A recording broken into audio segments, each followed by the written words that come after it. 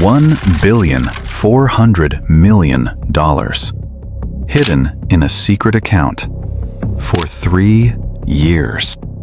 Nick Leeson, 28 years old, destroys the oldest bank in Britain while his bosses think he's a genius. Barings Bank, founded 1762, financed the Napoleonic Wars, survived 2 world wars, managed the Queen's money. February 23, 1995.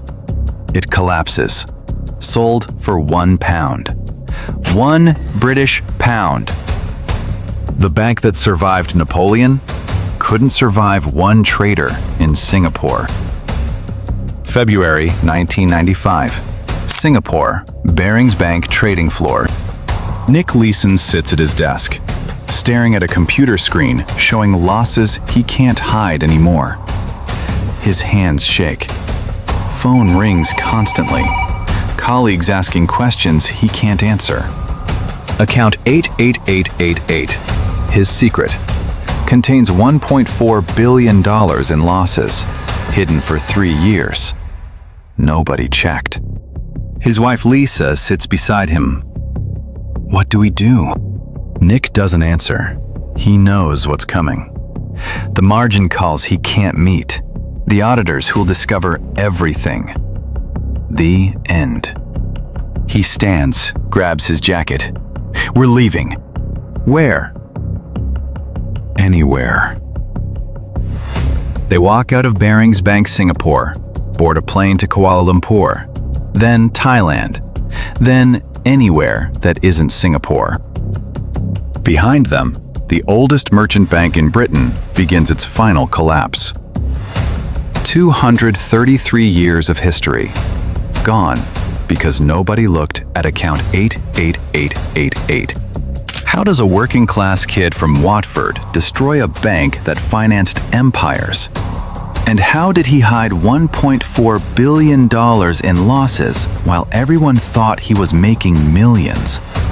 Drop a comment. Where are you watching from? For 3 years, Nick Leeson did something no trader had ever done. He lost over $1 billion and convinced everyone he was making profits. Barings Bank management thought he was a genius, generating millions in revenue, bonuses, promotions, trust. The truth? Every penny was a lie, hidden in account 88888. How does someone fool one of the world's oldest banks for 3 years? 3 things made it possible. 1. He had dual roles. He was both trader and settlements clerk, executing trades and verifying them, like letting a cashier count their own drawer with no oversight. 2. Nobody understood derivatives. The early 1990s, futures and options trading was new, complex. Barings management in London had no idea how Singapore operations actually worked. 3. Account 88888, an error account meant for temporary booking mistakes. Nick used it to hide losses. Every bad trade went into 88888. Every report to London showed profits. This is how a 28-year-old with no university degree destroyed a bank older than the United States, and why nobody noticed until it was too late.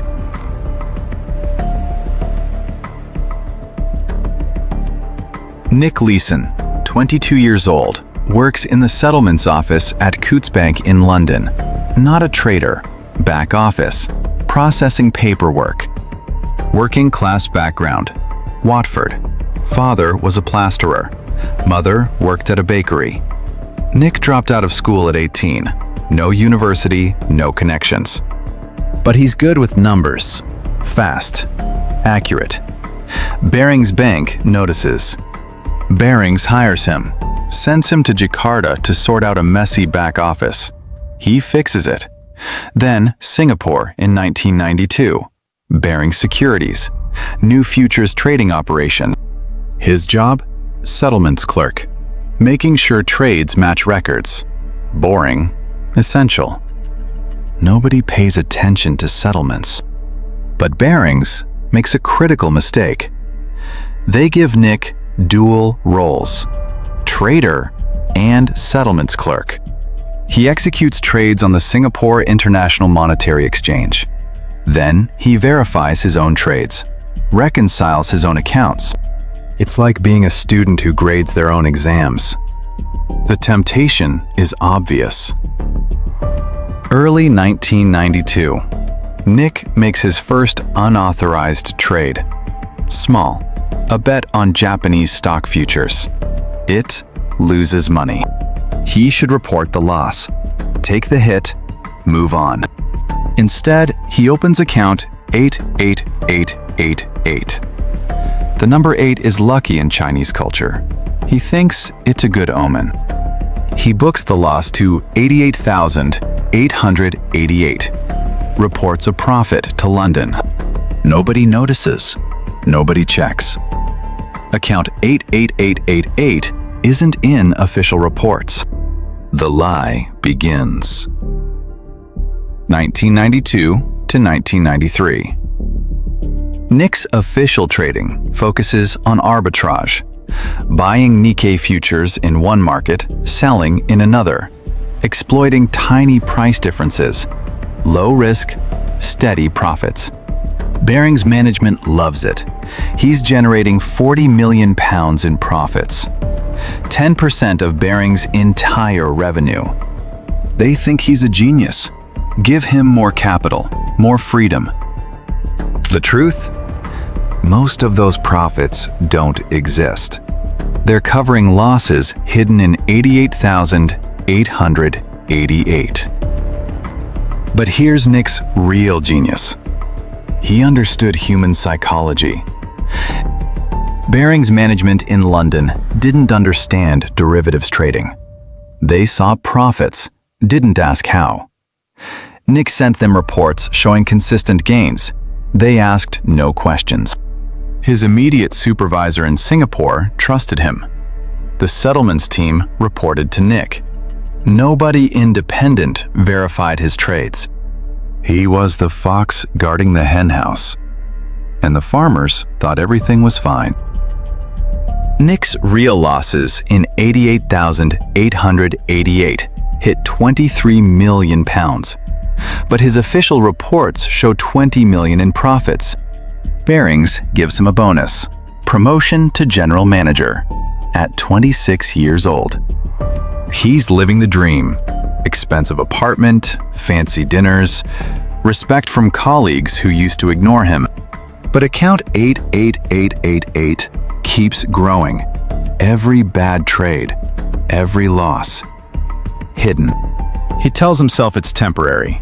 One big win and he'll cover everything. Close 88,888. Nobody will ever know. That big win never comes. January 1994. The losses hit £50 million. Nick doubles down, makes bigger bets, riskier positions. He's betting on Japanese stock market stability, selling options, collecting premiums. As long as the Nikkei stays stable, he's fine. Then, January 17th, 1995. Everything changes. The Kobe earthquake, magnitude 6.9, devastating. The Nikkei plunges. Nick's positions implode. His bets on stability become catastrophic losses. He doesn't close the positions, doesn't admit defeat. He does the opposite. He doubles down, again and again, trying to recover, buying Nikkei futures, massive quantities, hoping the market rebounds. It doesn't. It keeps falling. By mid-February 1995, the losses in account 88888 exceed £1 billion, about $1.4 billion US. Barings' entire capital is £540 million. Nick's losses are more than double the bank's total worth. But London still thinks he's profitable, still thinks he's generating revenue. Nobody has checked account 88888. Then, February 23rd, margin calls come. Barings can't cover them. Questions start. Nick knows it's over. Grabs his wife. Runs.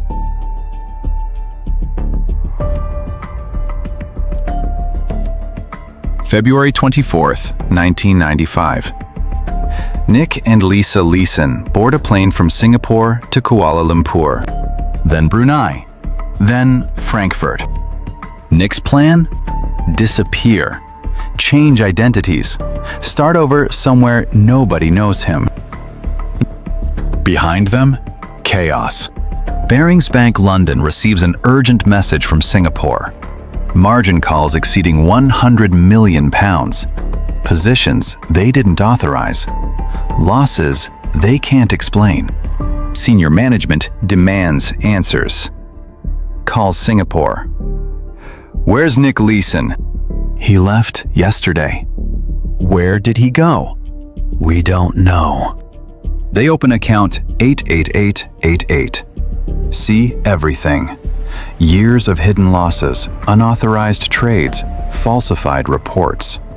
The number makes them physically sick. Over £1 billion in losses. Barings' entire capital, £540 million. They're insolvent. Immediately. The Bank of England scrambles. Emergency meetings. Try to find a buyer. Try to prevent collapse. No one will take it. The losses are too massive. February 26, 1995. Barings Bank collapses. Sold to ING, a Dutch bank, for £1. 1 British pound. A bank that financed Napoleon, that managed royal money, that survived world wars. Destroyed by one 28-year-old trader in Singapore. March 2, 1995, Frankfurt Airport, Germany. Nick Leeson tries boarding a flight to London. He's planning to negotiate, explain, somehow fix this. German police arrest him at the gate. Singapore wants him extradited. Fraud charges. He fights extradition for 9 months. Loses. December 1995. Nick arrives in Singapore. Changi Prison. Awaits trial. November 1995. Nick pleads guilty. Fraud. Forgery. Deceiving auditors. Sentence. 6.5 years in Changi Prison. His wife divorces him during the sentence. His father dies while he's imprisoned. He's diagnosed with colon cancer, nearly dies. Serves 4 years. Released early for good behavior and health reasons. Returns to UK in 1999. Today he's 58 years old. Works as a consultant, speaker, warning others about risk management failures. Wrote a book, Rogue Trader. Made into a movie starring Ewan McGregor. But the damage he caused? Permanent. Barings Bank, gone. 1,200 employees lost their jobs. Pensions affected. Reputations destroyed. The losses? $1.4 billion. Never recovered. The lesson? Ignored.